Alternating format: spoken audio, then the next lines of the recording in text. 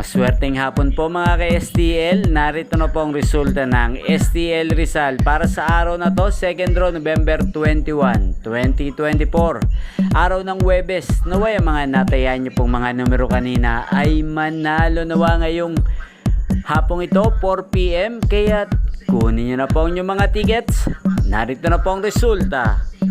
Ang mga numerong nanalo sa STL Rizal ngayong hapong ito, November 21, 2024, 4 PM. Second draw result, 8 at 33 in exact order. Sa lahat po ng tumaya kanina para second draw ng 8 at 33, congrats po sa inyo. Panalo po kayo again, 8 at 33 in exact order.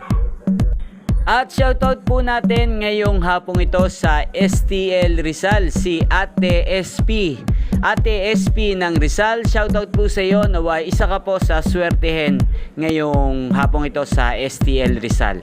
At sa lahat po ng mga taga Rizal dyan, lalong-lalo na po sa aking mga subscribers, shoutout po sa inyo.